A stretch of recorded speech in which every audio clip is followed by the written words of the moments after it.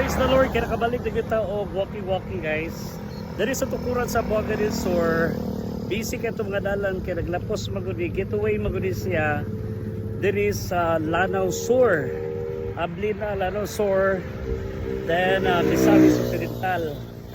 So ipakita na po ninyo guys ang bagong construction karon dari sa tukuran, labyan magud nato di siya.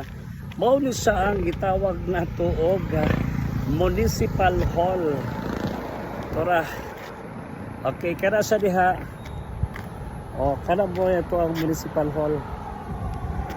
Mao ni ang Municipal Hall sa tukuran sa Boaga del Sur. Tara, let's take a look. Oh, kana sa. Yes. Palhin diri.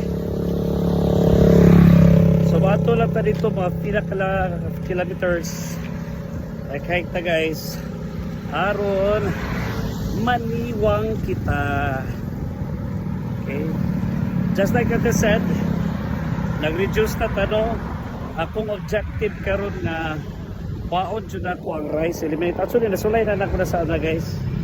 Katong 1 year ago last December, pag ko very slim.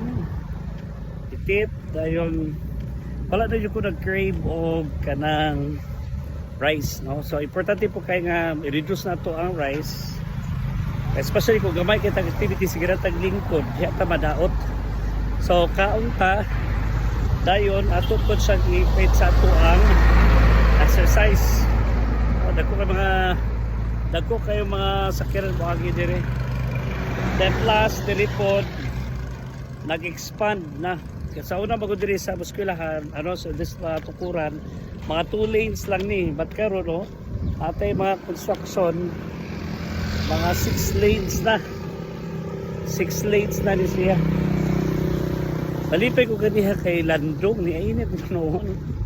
Oh, nara guys, so bago nga dalan no. Oh, pagkuan sa dalan.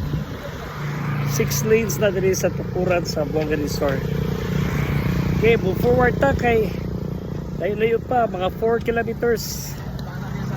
4 kilometers, a total of 8 kilometers ang atuang haikon karon. Kay kani 1 dili tamang 2 kilometers man eh.